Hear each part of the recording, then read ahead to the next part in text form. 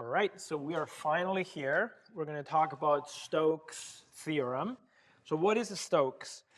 We have to remember what Green's theorem was. So Green's theorem told me that if I have a closed curve that is positively oriented, it said that the integral, the line integral along the path of, remember that this can also be interpreted as the line integral of a vector field with coordinates p and q, okay, that the line integral about that trip, the full trip, is actually equal to a surface integral of the interior of the curve, okay? And it was very useful to go to compute line integrals, that the line integral is difficult, but the surface area, the surface integral is easy, or the area integral is easy, or vice versa. Maybe to compute the area of a region, we actually compute the line integral instead. So it's an interesting relationship between the two. And remember that we did some manipulation to compute, to express Green's theorem in terms of a vector form, because I showed you, once we learned about curl, I showed you that the curl of f, if I take this f, which looks two-dimensional, but I think about it as in 3 dimensions, that is just a vector field that is only has coordinates x and y, and z is 0. If you take the curl of that, then actually what you get, the curl n dotted with the vector k, which would be sort of like the normal. So if I have now, I put my curve in the xy plane, and I look at the domain like this, then the vector k would actually be normal to that surface, okay? The vector k would be one of the normal vectors. And now if I do the dot product of the curl of f with that k, I actually get that quantity that appears in Green's theorem. So one way to explain Green's theorem is through that interpretation that this line integral is the integral of the curl of f dot k dA. So the curl is somehow present in there, and Stokes' theorem, Sir George Stokes, right here, the 35th president of the Royal Society in England, was responsible for this, that we can generalize that. So now instead of a curve on the plane, the curve can be anywhere in space, and if there is a surface on top, that curve is the border of, and if this is positively oriented, meaning that if I go around this strip in this orientation, the normals are pointing upwards. Okay, so if I am going also, for example, in a trip in this direction, then sort of by the right-hand rule, if I have a surface up here, then by the right-hand rule, the normal, the positive orientation for the normal should be in that way. It says that the same thing happens. The line integral along the curve is equal to the surface integral of the curl. Okay? So again, it gives you a way to compute,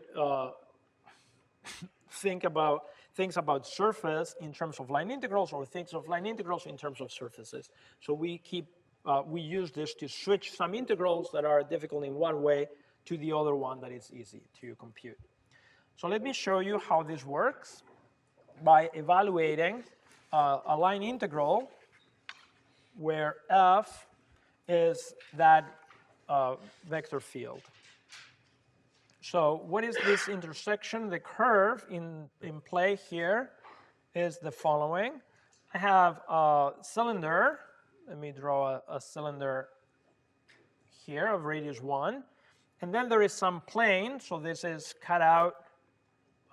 There is a plane that I'm cutting some section of the cylinder, and what I get for a curve is going to be some curve like that. So some sort of like circle, but in 3D. It's like floating in space somewhere.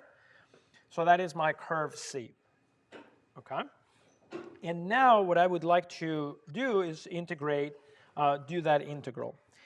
And I'm going to switch, instead of doing that line integral, instead of trying to parameterize, I could parameterize this, but instead of doing that, I'm going to do a surface integral on this surface. Okay, this is going to be my S. So Stokes tells me that the line integral of this line integral of this vector field is actually equal to the integral over S of the curl of F ds. So to compute that line integral, I'm going to switch it to the other side, to the curl. So let's start by the way, this is easier to do, I think. It is easier to do it on this side because here the surface, so remember that this plane, this plane right here is the plane y plus z equals 2. So z is 2 minus y. So it's the function of a graph, okay? And the base is just going to be, the base is just the bottom of the domain for my parameterization is just going to be the bottom of that cylinder, which is a radius, 1 circle. Okay, so that is the domain for my parameterization is going to be this, and the parameterization of the surface is going to be just the parameterization for the surface is going to be in x and y, it's going to be x and y and 2 minus y. All right? While we're here, let's keep going with this idea. Let's figure out what the parameterization is. So I have Rx is going to be 1, 0, 0. Ry is 0, 1, minus 1. So the cross product, ijk 1, 0, 0, 0, 1, minus 1, is pretty easy. There's a lot of cancellation. There's a lot of zeros here. So I get a 0 in I. I get minus 1 minus 1, so a 1 in j. And I get a 1 in k. So what I get is 0, 1, 1. Does it make sense that this normal vector is constant for the entire surface? Let me maybe draw it better here. So I have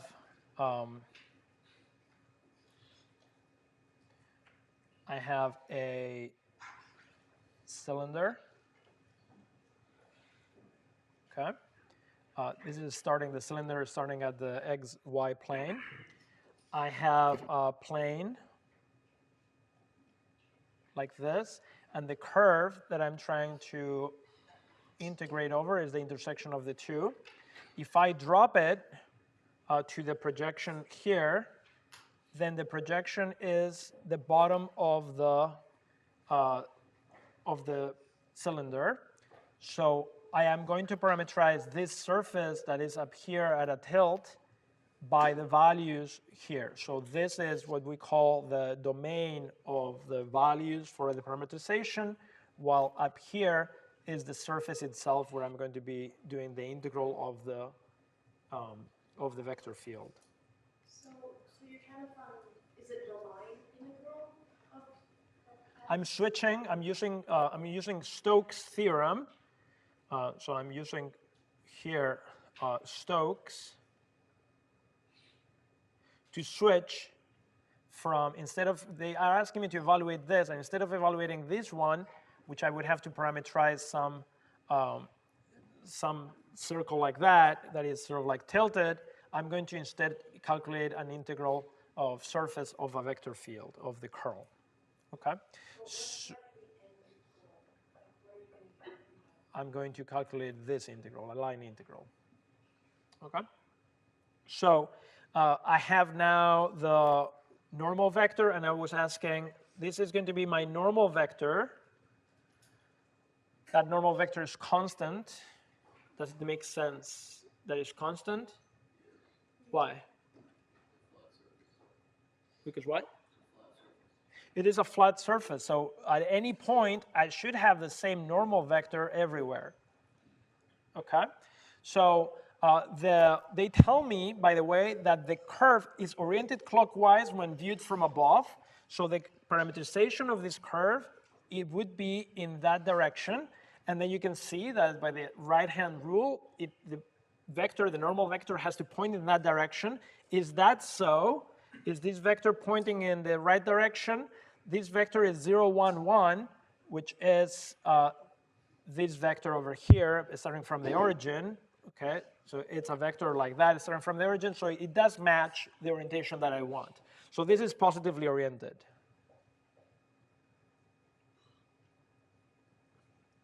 With respect to the orientation of the curve that I have chosen.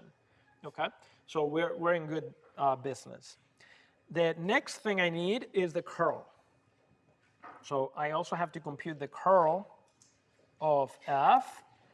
It is the cross product of gradient and f. So it is I, j, k partial with respect to x, with respect to y, with respect to z of minus y squared x z squared. Let me just tell you what that is. It turns out to be 0, 0, 1 plus 2y. Okay? So you can compute that curl, and that's what you get. Now, we have to figure out what is our parameterization and plug in. So remember that the parameterization in x, y, it's x, y, and 2 minus y. So when I plug in my curl, this parameterization, I get 0, 0, and y is still y, so this is just 1 plus 2y. I would have plugged in this value of y in here to get this, but in this case it's just 1 plus 2y. So that is just 1 plus 2y regardless. And finally,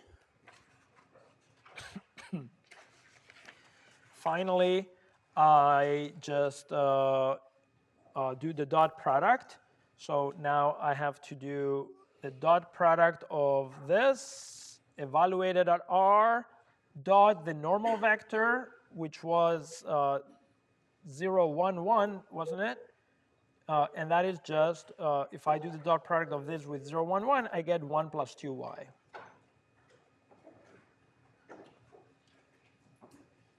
All right? Oops, I don't have a lot of space left here.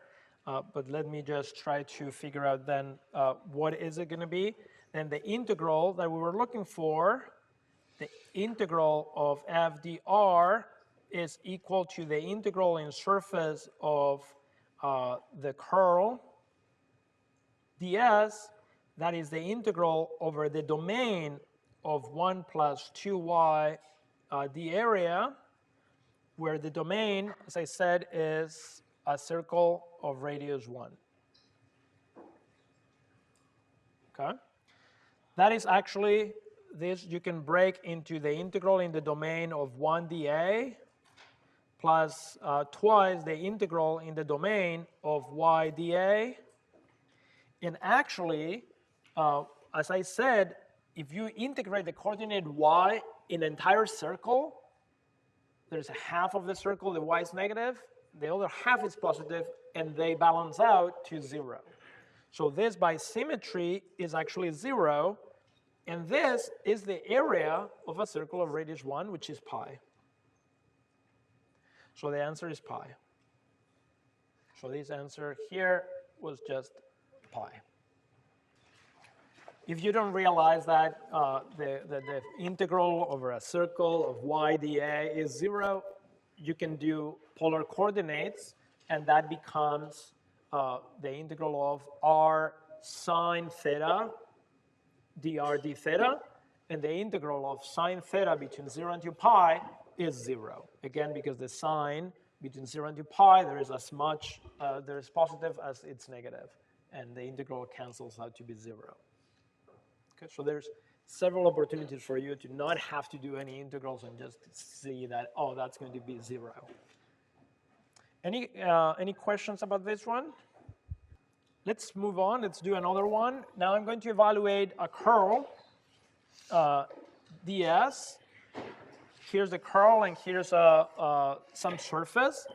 I'm going to start by actually doing the line integral. So in this case, I'm going to switch it up and do a line integral. And then if we had time, or maybe next time, we'll do it also as a surface just to see that you get the same answer.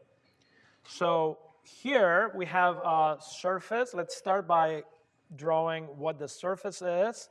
We have a sphere radius 2, 1, 2, 1, 2. So some sphere like this. It's the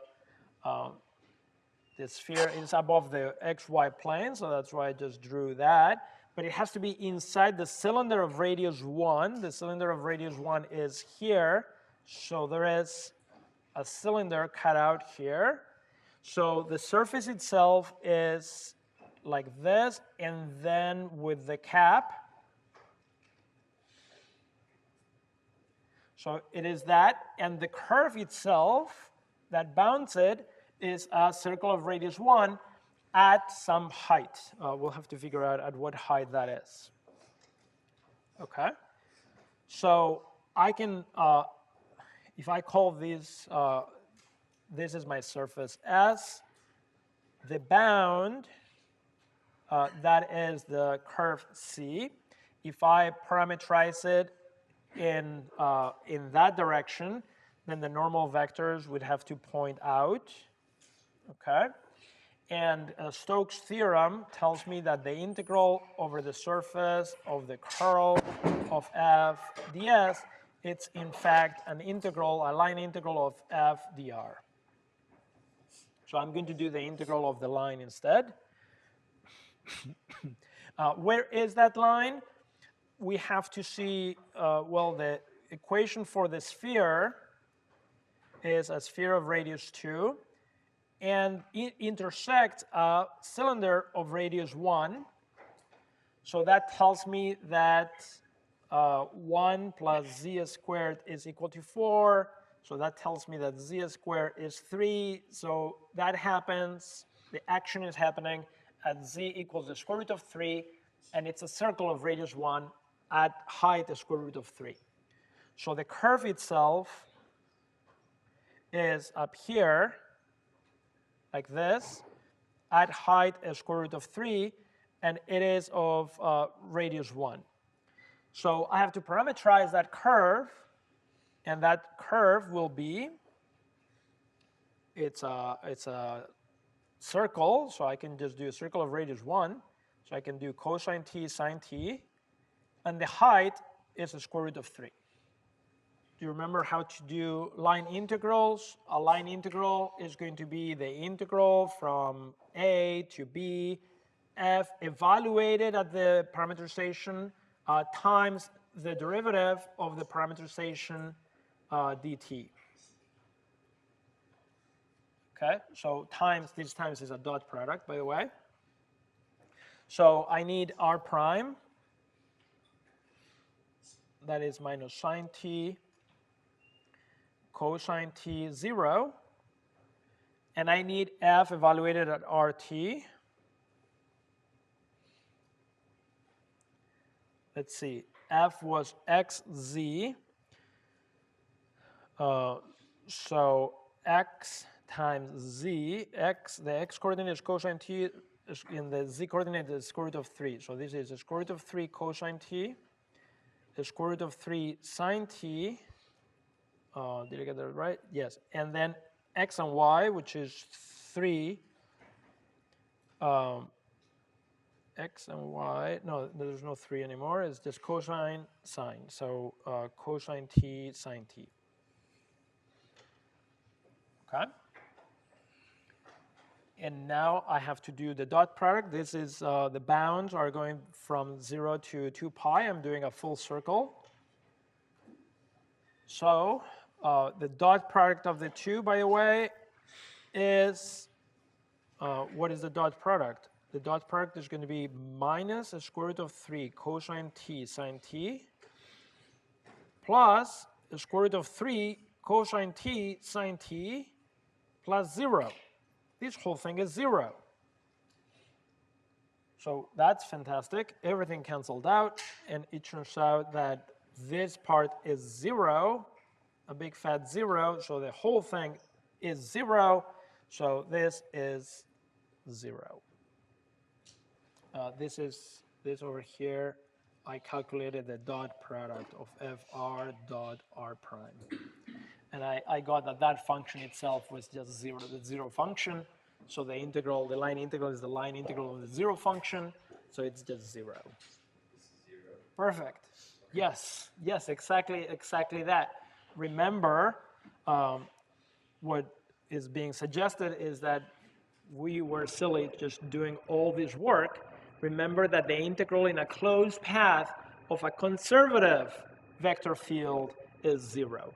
So if f itself was conservative, then that has to be 0. And I think, in fact, if you go back, like a million years ago when we looked at conservative vector fields, this was one of the examples, because if I take the function x, y, z, does that work? Not quite. With respect to x, with respect to y. No, that is not exactly that one. But maybe we can take, I'm not sure if that is,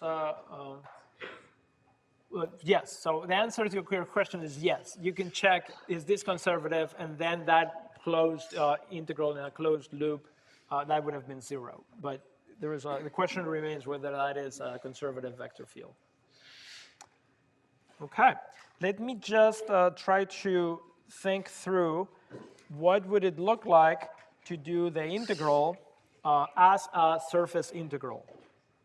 So we would have to compute what is the curl of f. The curl of f, if you do the curl, if you do all the computations, it turns out it's x minus y, comma 0. We need the normal vectors.